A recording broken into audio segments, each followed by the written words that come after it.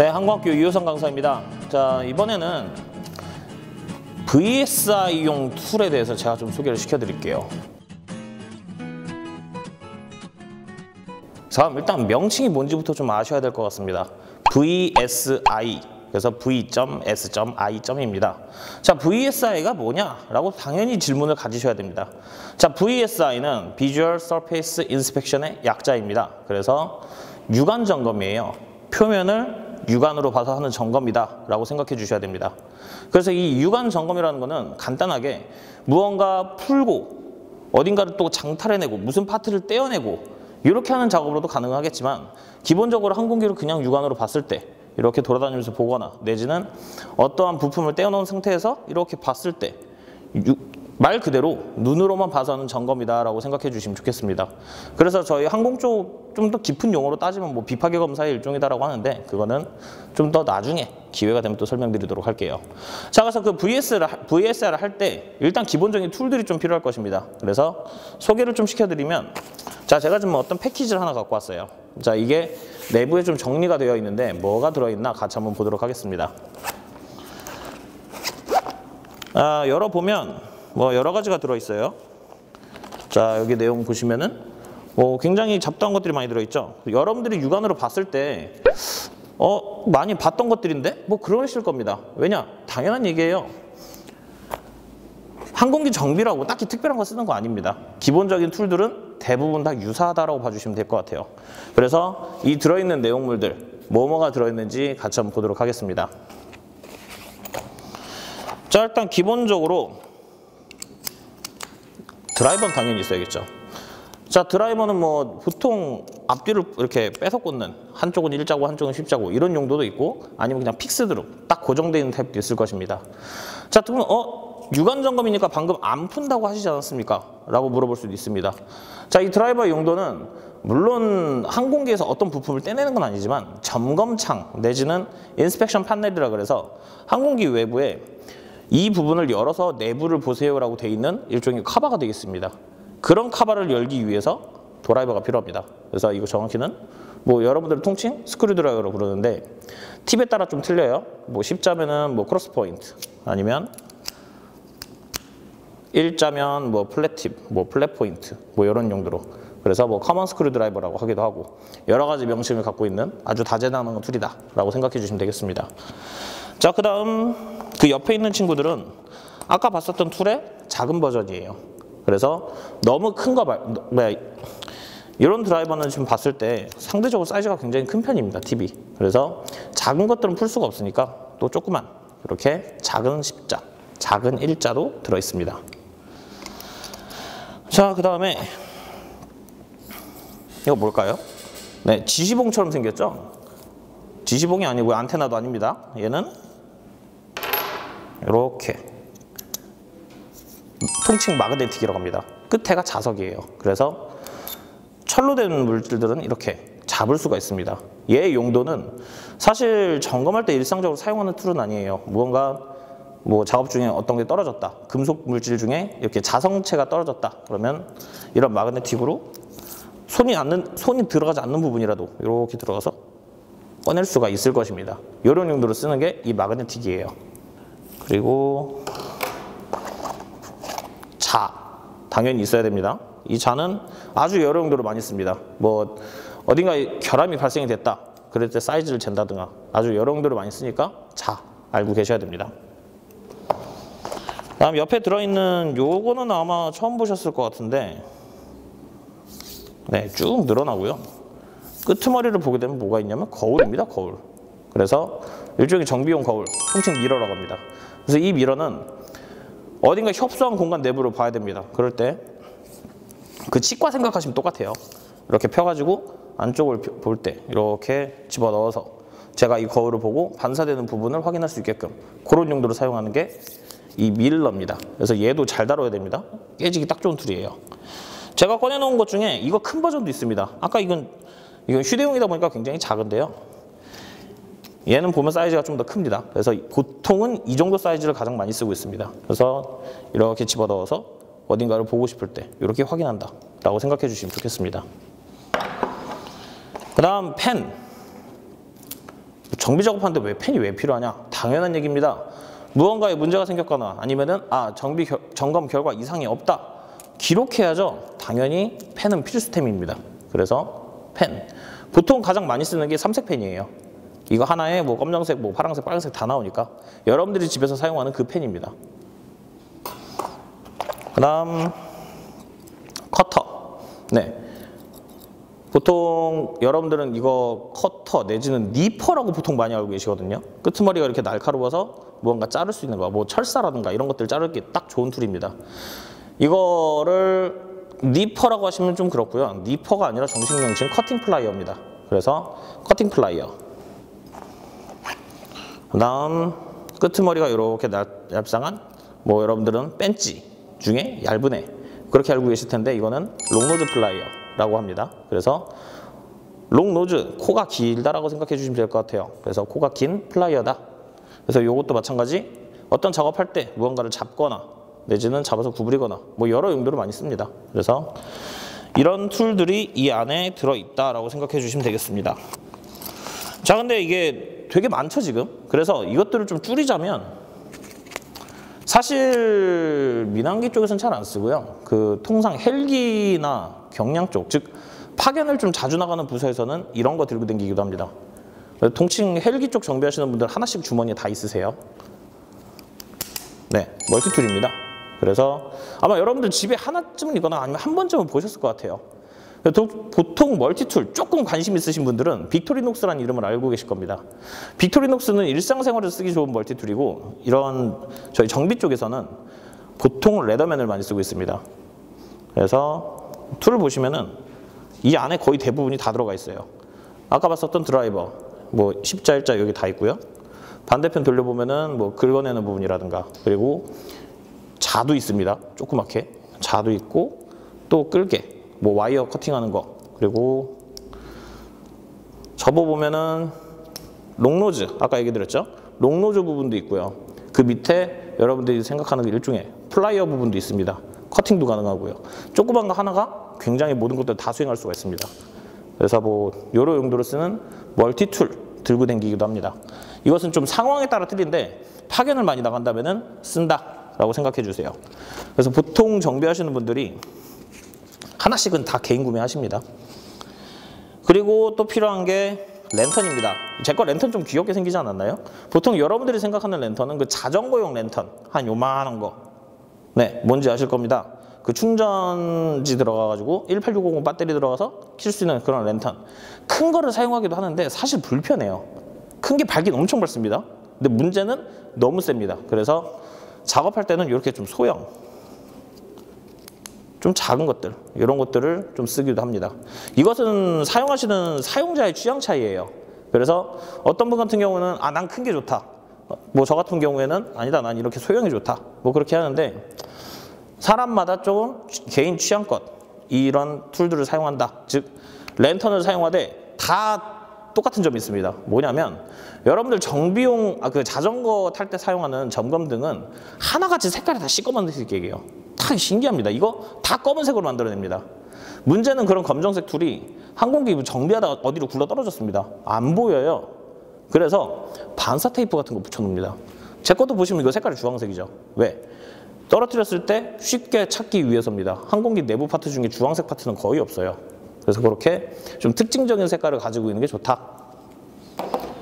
그리고 또 필요한 게 동전입니다. 주머니에 동전 하나 정도 있으면 편하실 거예요. 왜? 점검할 때 씁니다. 그래서 이런 500원짜리 동전도 괜찮고요. 이거는 코인인데 뭐 이런 좀 커다란 코인도 하나 있으면은 굉장히 편하다. 그럼 이게 도대체 어디다 쓸까? 네, 보여드리도록 하겠습니다. 그래서 뭐 기타 이외에 여러 가지 툴들을 사용하고 있겠지만 기본적으로 한 이 정도쯤 있으면 거의 대부분의 VSI는 수행을 할 수가 있을 것입니다. 그래서 뭐 더 필요하다면 뭐 확대경이라든가 내지는 뭐 비디오 스코프를 이용하기도 하지만 일단 요 정도면 거의 대부분의 작업은 수행을 할 수 있다. 그렇게 생각해 주시고 자 그럼 저희 일단 이 툴 중에 일부를 제가 한번 사용하는 걸 보여드릴게요. 어떤 용도로 쓰는지 특히 여러분들 동전 보고 방금 동전을 왜 꺼냈을까 아마 이러실 겁니다. 이거를 어떤 용도로 사용하는지 VSI는 어떤 식으로 하는지 제가 한번 보여드리도록 하겠습니다. 네, 그러면 저희가 작업 한번 해보도록 할게요. 자, 점검을 할 건데 이번 점검은 떼어낸 파트를 한번 본다라는 기준으로 보도록 하겠습니다. 자, 지금 보시면 스펀지 있어요. 아까부터 제가 이거 하나 꺼내놨는데 진짜 스펀지입니다. 스펀지를 왜 꺼내놨냐면 어떤 파트든 간에 떼어냈다면 이 보통 파트들은 다 고가입니다. 굉장히 비싼 파트고 약해요, 상대적으로 비행기 파트는. 그래서 이렇게 바닥에 내려놓으면 올바르지 않은 행위입니다. 이렇게 하는 게 아니라 보통 이런 스펀지 위에 올려놔야 혹시 이게 움직인다 하더라도 손상이 되지 않을 것입니다. 하지만 만약에 스펀지가 없습니다. 내지는 너무 큰 파트입니다. 그렇다면 굳이 이런 거 아니어도 이렇게 좀 안 쓰는 천들 이런 것들을 상시적으로 구비를 하고 있어요. 그래서 무언가 더러운 것들을 닦아내기도 하지만 이런 파트를 올려놓는 용도로 사용하기도 합니다. 그래서 일단 올려놓고 얘를 한번 보도록 할까요? 자, 유관 점검을 수행을 한다라고 한다면 말 그대로 그냥 보면 되는 건데 제가 지금 이렇게 봤을 때는 어두워서 잘 모르겠습니다. 자, 그렇다면 어떻게 될까요? 빛을 비춰봐야겠죠? 그래서 랜턴을 써라. 그러면 여러분들이 어떻게 하는지 제가 잘못된 방법을 한번 보여드리도록 하겠습니다. 자, 잘못된 점검 방식은 랜턴을 켜고 내가 보고자 하는 부분을 이런 식으로 봐요. 자, 무슨 소리냐면 제가 랜턴을 여기서 들고 있습니다. 제 얼굴이 여기 있고요. 자, 그러면 시선이 가는 방향에 랜턴을 보통 이렇게 대는 게 일반적이에요. 자, 그랬을 때 무슨 문제가 발생이 되느냐? 내가 비추고자 하는 표면에 빛이 반사가 됩니다. 대부분은 금속이니까. 그 빛이 반사가 되면서 제 눈으로 옵니다. 자, 그러면 카메라로 찍을 때 일종의 역광 나는 거랑 유사한 현상이 생긴다고 생각하시면 좋을 것 같아요. 어떤 부분에 문제가 있는데도 불구하고 그것을 캐치하지 못하고 그냥 넘어갈 수가 있습니다. 그래서 올바른 자세는 여기가 아니라 반대예요, 반대. 이런 식으로. 그래서 제가 비추고자 하는 부분을 지점을 정하고 그 부분에 랜턴이 빛을 쏴주면 그 빛은 반사되어서 제 얼굴 쪽, 즉 턱 쪽이나 그 밑에 쪽으로 나갈 수 있게끔 그렇게 세팅을 해주시고 보게 되면은 없던 것도 보이게 됩니다. 그래서 지금 이 파트를 예로 들어서 보자면 나머지 부분들은 뭐 여기 부분은 많이 좀 검해진 부분이 있고 그리고 여기 부분은 상대적으로 괜찮은 것 같아요. 하지만 여기 부분이 보이실려나 모르겠는데 지금 보면은 굉장히 좀 균일한 부분에 줄이 하나 쭉 나간 게 있습니다. 그래서 쭉 돌려봐도 하나 이어진 선이 계속 연결이 되고 있어요. 상당히 깁니다. 그래서 이 부분이 지금 괜찮은지 안 괜찮은지 이게 그냥 살짝 흔적만 남은 건지 아닌지는 만져보면 판단을 할 수가 있습니다. 그래서 손톱으로 살짝 긁어보면은 걸리는 부분이 느껴져요. 제가 지금. 그래서 이 부분에 지금 무언가가 문제가 있다. 즉 파인 겁니다. 그래서 저희는 이런 것들을 가우징이라고 합니다. 용어로 하자면 가우징이라 그래요. 그래서 가우징이 발생이 됐구나라고 판단이 가능해요. 그러면 이것은 문제가 있구나 해서 어떻게 하느냐, 제가 미리 해놨는데 그냥 저만 알고 끝내면 안 되겠죠. 정비는 제가 혼자 하는 게 아니니까 이런 식으로 표시를 해놓습니다. 그래서 여기 부분에 문제가 있습니다. 그래서 이 부품은 폐기해야 됩니다. 이런 식으로 결정을 내릴 수가 있는 거예요. 그래서 기본적으로 정비 작업을 할 때는 랜턴을 켜서 보되 이렇게 보는 게 아니라 좀 랜턴은 저랑 반대편으로, 즉 빛이 반사하는 것들을 좀 신경을 써주시면은 오히려 더 효율적인 점검이 이루어질 수 있구나 라고 생각하시면 좋겠습니다.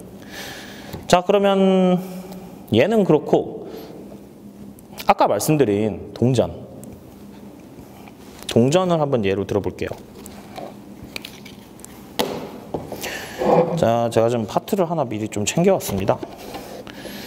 이거 엔진 블럭이에요. 엔진 카울 쪽에 들어가는 블럭 중에 한 가지입니다. 자, 이것도 뭐 비행기 파트 중에 일부입니다. 그래서 뭐 그것 이사를 가정을 하고, 이 파트는 일종의 복합 소재로 만들어져 있습니다. 여러분들이 지금 영상으로 보시기에는 쇠 아닙니까? 라고 할 텐데 쇠가 아니에요.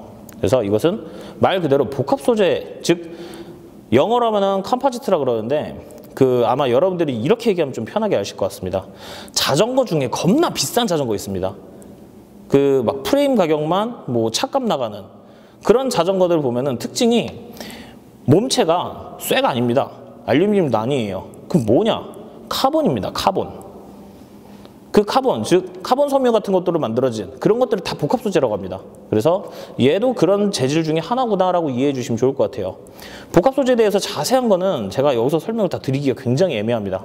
엄청 종류도 다양하고 특징도 굉장히 다양한데, 복합 소재로 만들어진 물건의 특징은 뭐냐면 층층이 겹쳐서 본딩 작업, 즉 접합해서 만드는 게 보통 일반적이에요. 복합 소재는 한 번에 딱 나오는 게 아니라 층층층층층층 붙인다라고 생각해 주셔야 됩니다. 그래서 뭐 샌드위치 구조다라고 얘기도 하는데, 문제는 층층층 지다 보니까 일반 금속에서는 없던 현상이 발생이 됩니다.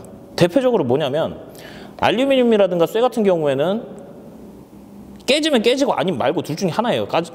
간단하게 생각하면. 하지만 이렇게 뭐 층층층층 붙이다 보니까 중간 부분이 뜨거나 그런 것들이 발생이 될 수가 있어요. 뭐 그 중간 부분에 무슨 이상이 생겼다, 깨졌다, 내지는 중간에 접합되어 있는 본드가 떨어졌다. 자, 근데 그것을 밖에서 육안으로 봤을 때 어떻게 하냐 이겁니다. 자, 그러면 사람으로 쳤을 때는 간단합니다. 엑스레이 쏘면 됩니다. 사실 항공기도 엑스레이를 쏠 수가 있어요. 근데 항공기 일부 부분을 확인하자고 일일이 엑스레이를 다 쏘기에는 현실적으로 불가능하다 이겁니다.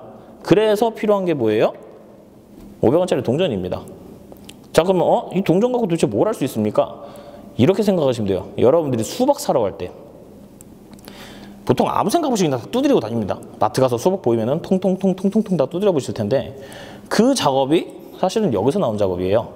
그래서 코인으로 두드린다라고 해서 코인 태핑 검사라고 합니다. 코인 태핑 인스펙션이라고 생각하시면 좋을 것 같아요. 그래서 방식은 쉽습니다. 두드려 보는 거예요. 지금 소리 들어보면은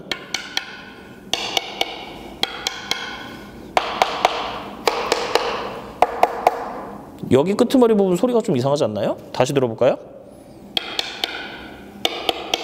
조금 소리가 좀 맑은 편입니다. 근데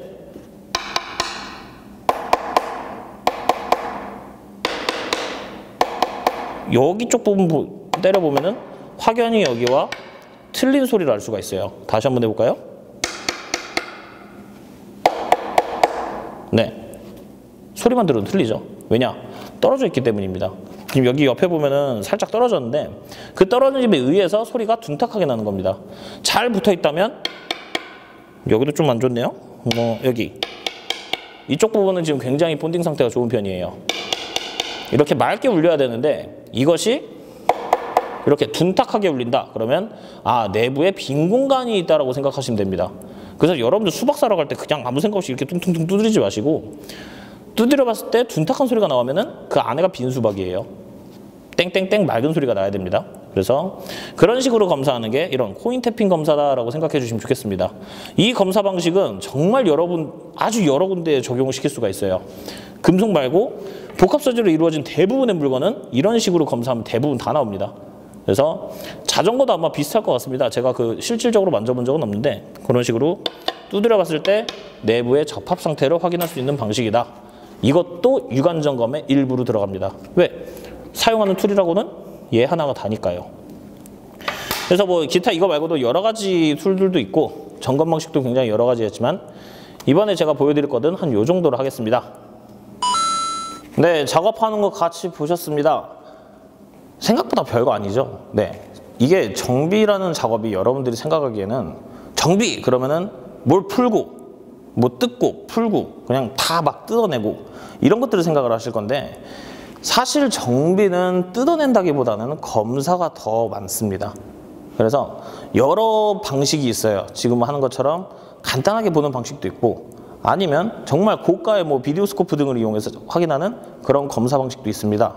하지만 제가 지금 보여드린 거는 점검 중에 가장 쉬운 거를 보여드린 거고, 이것은 여러분들이 일상생활에서 일부는 활용을 할 수도 있을 것 같아요. 그래서 정비는 방식만 알면은 어떤 의미로는 굉장히 좀 쉽지 않나라는 생각을 저는 하고 있습니다. 그래서 이런 식으로 여러분들이 정비가 이런 거구나, 이런 것들을 하는 거였구나 라고 봐주시면 좋을 것 같습니다. 자, 다음번에는 저희가 그 툴 중에 바이스 그리플라이어라는 툴이 있습니다. 그래서 이 툴이 뭐고 어떻게 사용되는 건지 그것에 대해서 여러분들께 제가 소개시켜 드리도록 하겠습니다. 감사합니다.